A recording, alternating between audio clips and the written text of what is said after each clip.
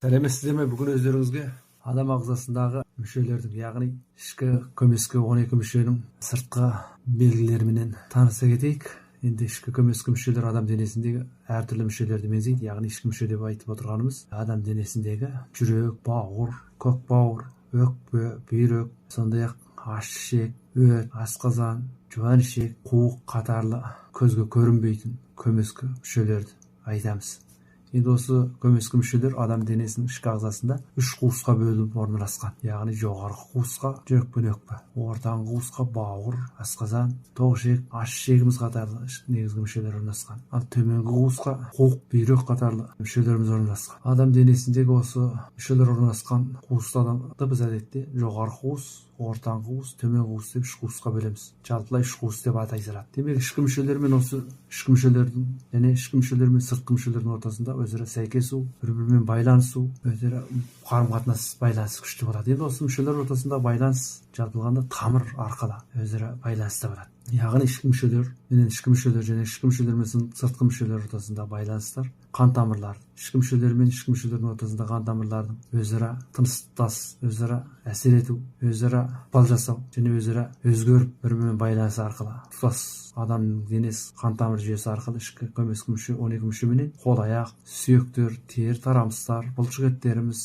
сондай-ақ адамның 7 тесік сезім мүшесі болады. Яғни 2 көзі, 2 құлағы, 2 мұрны, қуысы және аузы, сондай-ақ төменгі 2 тесік. Демек осылар адам ағзасында органикалық түрде тұтас тұлға болып бірігіп, ішкі ағзадағы дерттерді, яғни ауыр өзгерістерін осы адамның сезім мүшелері арқылы, сондай-ақ 9 тесік және ет, тарамыс, сіңір, түк, шаш қатарлар арқылы сырттан көрініс береді. Сондықтан аурудың сыртқы белгілерін бақылау, аурудың орнын, ауруды тудырушы себептердің табиғатын білу, ағзаның қуатының әлсіздігінен бе жоқ әлде артықтығынан ба деген мәселелерді айқындап диагноз қою да өте маңызды. Мәселен, өте бір психикалық жетік тамыршы дәрігерлер бірер науқас алдына келген кезде оның есіктен кірген жерінен ақ жүрген жүрісі, киген киімі, тұрған тұрысы, сөйлеген сөзі, аяғы, иісі осыған қарап отырып оның қандай халде тұрғандығын, қандай науқаспен ауырып келгендігіне бажайлап диагноз қойып болады ішкі жақтан. Мұнда олар осы ағзалардың ортасындағы өзара байланысты өте қанық зерттегендігінен. Мысалы, адамның жүрегі мен аш-ішегі өзара байланысты бар. Жүректің сұлулығы беттен көрінеді. Бет жүректің айнасы. Ал осы жүректің қуаты тамырда болады. Демек оны қан айналысы арқылы, яғни тамырын ұстау арқылы толық байқауға болады. Ал оның тесігі жолы тіл. Тамырын ұстаумен бірге жаңағы тілінде қандай өзгеріс бар, осы тамыр ұстайтын шипагерлер немесе тексеріп зерттеген кезде тілін аузын ашып, тілін көріп байқауға болады. Ал егерде жүрек әлсіресе, онда бет бозарады, тілдің түсі өзгереді. Жүректе ыстық болса мысалы, онда тіл қызарады, ұйқысы бұзарады. Ұйқың қандай, не тамақ іштің деп осының бәрін сұрайды. Сонымен бірге адамның бауыры мен өт жолы тығыз байланысты болады. Бауырдың сұлулығын тырнақтан байқауға болады. Бауыр жақсы адамдардың тырнағы майда, жылтыр, әдемі болады. Оның қуаты сіңірде болады. Бұлшық ет байланыстарында көрінеді. Оның тесігі көз, бауырдың тесігі көз, былайша айтқанда. Бауырдың қан айналысының нашар, жақсы жамандығына диагноз қоюды алдымен оның көзін байқайды. Егерде бауырдың қан айналысы нашар болса, тырнақ сынғыш болады, көруі нашарлайды. Бауырдың ыстығы көтерілсе, көзі қызарады, адам ашушаң келеді. Ал көк бауыр мен ашқазан өзара байланысты болады. Көк бауырдың сұлулығы ерінен байқалады. Ерінің айналасындағы теріде көк бауыр жақсы адамдардың терісі, еріндері жылтыр, майда, әдемі болады. Демек көк бауырдың қуаты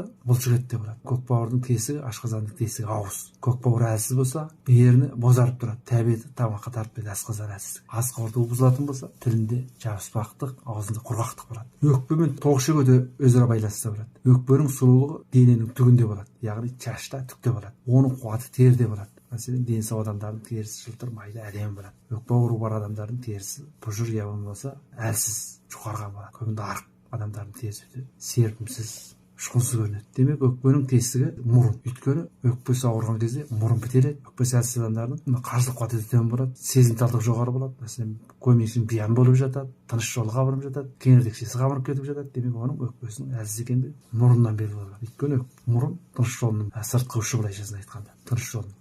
Демек, өкпесінде ауыры бар адамдардың тері шығаруы бұзылады. Яғни түн ортасында терілейді өкпе ауруы. Терісі құрғайды. Бүйрек пенен қуық өзара байланысты болады. Бүйректің саулығы шаштан көрінеді. Шаш әдемі сұлу болса, бүйрегі де сұлу деген сөз. Оның қуаты сүйекте болады. Өйткені сүйек адамның қан жасаушы органы. Бүйректің тесігі қуық пен төменгі қуыста. Яғни адамда төменгі 2 қуыс бар. Анус қуысы және несеп шығаратын қуыс, сідік жол қуысы. Бүйрек әлсіресе шаш түседі, ажар қайтады, адамның есту қуаты нашарлайды, несеп пен жыныс қызметі төмендейді. есебі бұзылады. Адамның ішкі ағзалары менен сыртқы мүшелерінің бір-бірі менен осындай байланысын толық зерттейтін болсақ, бұлар өзара бөлінбейтін тұтас жүйе. Дененің сыртқы көрінісі бет, көз, тіл, тырнақ, шаш, тері сияқты ішкі ағзалардың сұлулығының айнасы. Дені сау адамдардың осы мүшелері өте жарқырақ, әдемі көрінеді. Дені сау екендігі, ажарлы екендігі байқалып тұрады. Осылайша дәрігер адамның бетінде, тілінде, көзінде, терісіне қарап отырып, бір қараған жерден, келген жерден ақ оның қай ағзасында әлсіздік немесе артық жұмыс істеп тұрған энергия бар осыны байқап болады. Демек адамның ақыры сөзінде болса, нұр көзінде тұрады. Сөйлеу үшін, жұту үшін шайнау керек. Осының барлығын тудырып тұрған мәселе біздің ас қоректігіміз. Демек адам денесіне қоректік жетіспесе, түрлі ауыр сырқаулар осы мүшелеріміз арқылы көрінеді. Сондықтан дұрыс азықтану, қоректік толықтау мәселесі адамның сау сәлемет жақсы өмір сүруінің ең негізгі алғышарты болып табылады. Ауырып сырқамаңыздар, сау сәлемет болыңыздар.